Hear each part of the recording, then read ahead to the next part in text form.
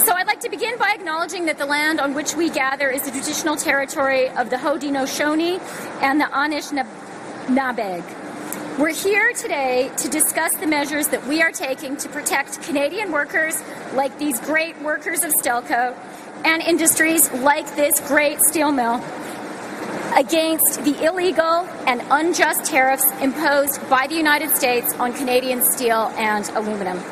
The idea that Canada might constitute a threat to American national security, the legal pretext invoked by our neighbors to impose these tariffs on Canadian steel and aluminum exports, is not only absurd, it's hurtful. These Section 232 tariffs are illegal under WTO and NAFTA rules, and we have therefore initiated cases at the WTO and under Chapter 20 of NAFTA to challenge them. We've been joined by many countries around the world. As a strong supporter of the rules-based international order, it's important for Canada to be taking this legal action.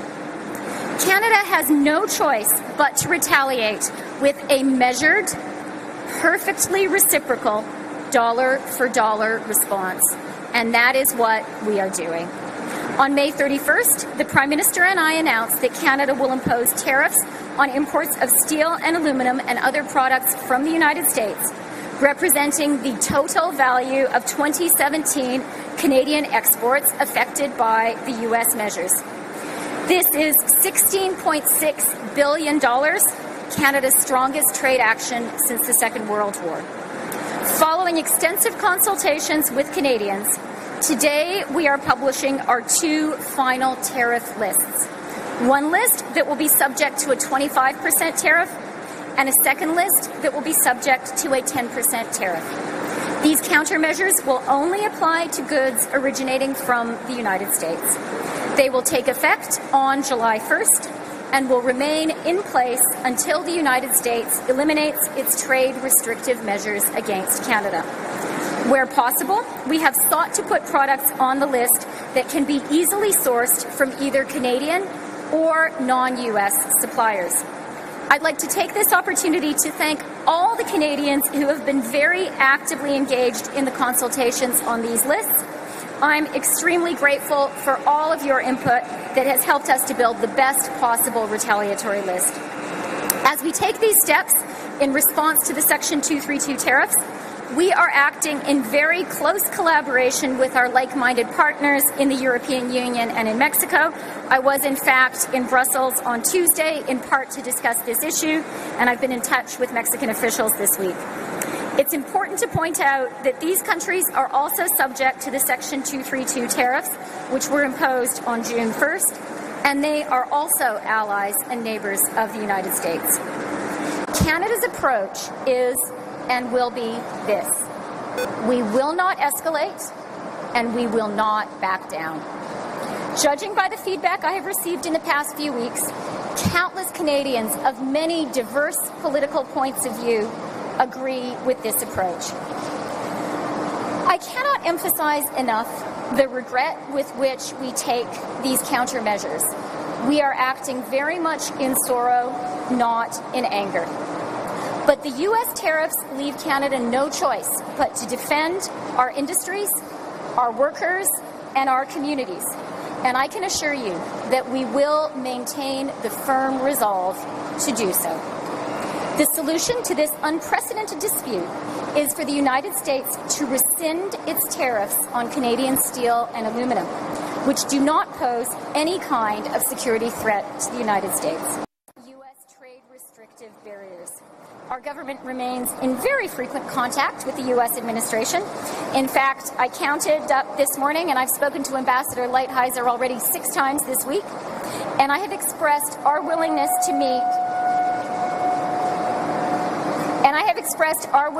meet anytime, anywhere in order to resolve this issue. I remain confident that in the end, common sense will prevail. Thanks, everyone. Please identify yourself and your outlet, and we'll do one question, no follow-ups. If you'd like a second question, you can go to the back of the line. Thank you, Mark Cousin from CTV News. This question's for Minister Freeland. Can you hear me now? Is that a little bit better? Can you say again? Yeah. Mark Cousin from CTV News. This question is for Minister Freeland. Are you concerned at all that former Prime Minister Stephen Harper is visiting the White House and possibly meeting with Larry Kudlow? Does that undermine your negotiating position on NAFTA and tariffs?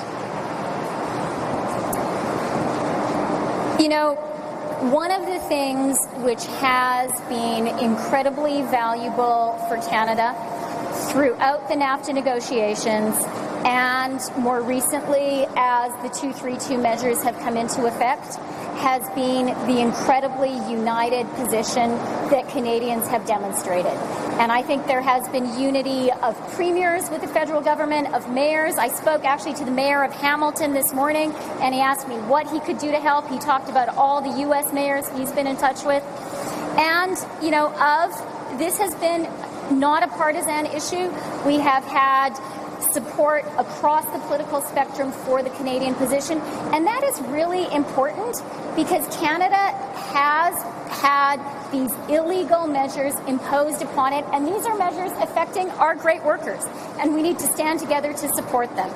When it comes to Prime Minister Harper, he is a person we all need to respect as the former Prime Minister of Canada. The remarks he made on Fox News recently, I think, were helpful, and we wish him well in all of his endeavors.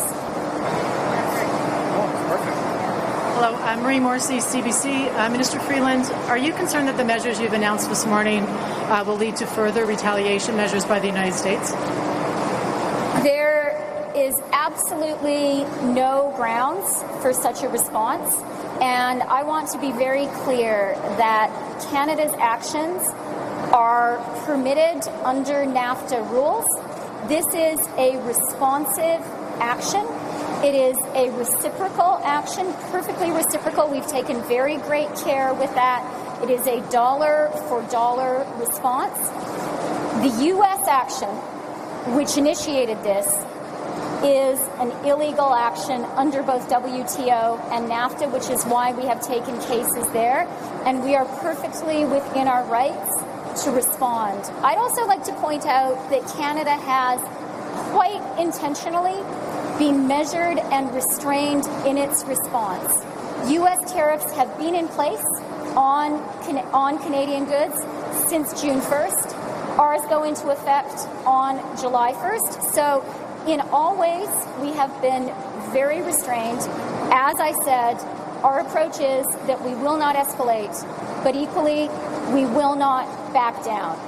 And having said that, you know, as I said right before, the day before our NAFTA negotiations began, I said to Canadians that we expected that there would be moments of drama in this process. And I think that prediction has been borne out. And I think all of us at this point fully anticipate there will be some moments of drama in the future. I also do want to say that we have very close and continuous contacts with our U.S. counterparts. As I mentioned, I've spoken to Ambassador Lighthizer 6 times already this week. The Mexican elections are on July 1st, on Sunday, and we very much anticipate that NAFTA negotiations will move into an intensive phase after there is that new government in place in Mexico. I spoke to a Mexican minister yesterday, and he shared that expectation that we would really be moving into high gear. So those talks continue. Conversations very much continue. En français, Madame Freeland, vous évoquez... Madame Freeland, you say that the solution to the problem will be predicated on the outcome of the NAFTA negotiation. Should we then understand that NAFTA negotiations are far from concluded? I disagree with your premise. We have always said, and we will continue saying, that discussions and negotiation regarding provision 232 and NAFTA negotiation are two distinct files. because we have to take into account what is right and what is legal. And the legal justification given by the United States under Provision 232 has nothing to do with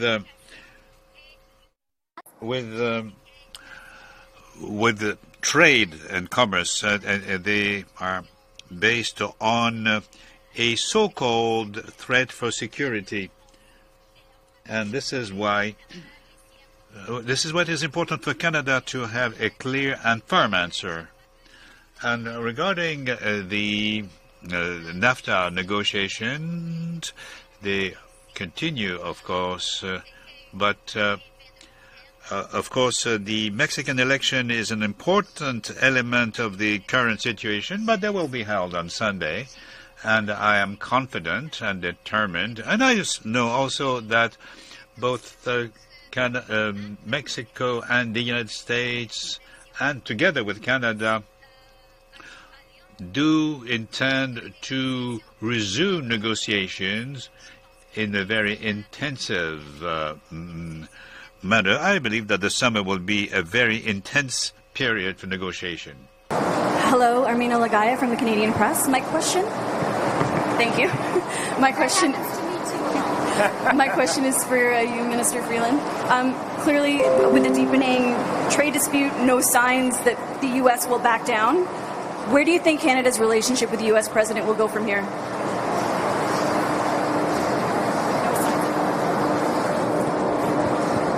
You know, I think we've been very clear on why the application of tariffs under Section 232 is a very particular case and an exceptional one. There is really no historical precedent for the use of Section 232 against Canada in this manner.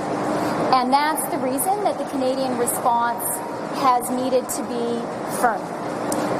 I want to emphasize that it has also been measured, perfectly reciprocal, and restrained. But this is an exceptional case.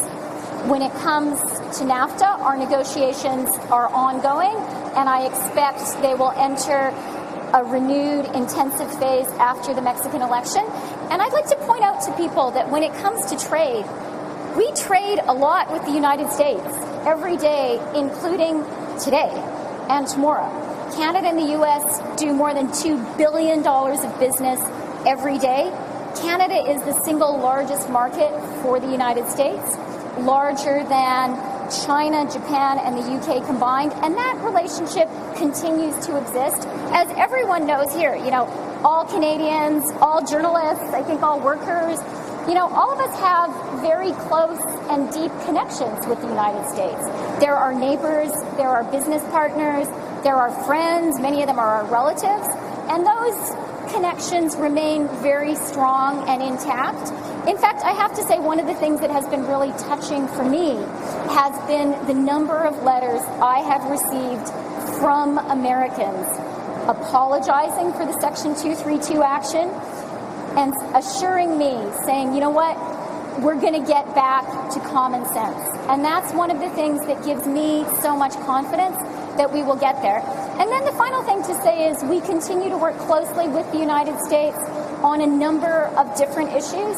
I spoke to Secretary Pompeo, the Secretary of State, over the phone on Saturday. We talked about Ukraine. We talked about Myanmar. We talked about North Korea and the work Canada has been doing to maintain the sanctions. I spoke to Deputy Secretary of State and met with him in person, John Sullivan, in Copenhagen on Wednesday. I spoke to Ambassador Kraft yesterday. So, you know, it is a very deep relationship. That relationship continues. I know all my colleagues here have close relationships with their U.S. counterparts. And as I said, you know, the mayor of Hamilton talked to me about how he has been reaching out to his U.S. mayor counterparts. That relationship is there. We've had a great relationship for now almost 151 years of our existence as a country, and I'm confident it's going to endure for another 151 years. But do you believe that common sense can prevail with Trump in the White House so long as he is there? I am absolutely confident that common sense will prevail. You know, at the end of the day, I am an economic determinist, and I think economic reality is a very powerful thing. And the economic reality is our relationship with the United States is balanced and mutually beneficial. You know, take the steel industry. The U.S. actually has a slight surplus in trade in steel with Canada. So it just doesn't make sense. And then there's something called the rule of law. And that really matters to Canada. And Canada is always going to stand up for that. Thank you.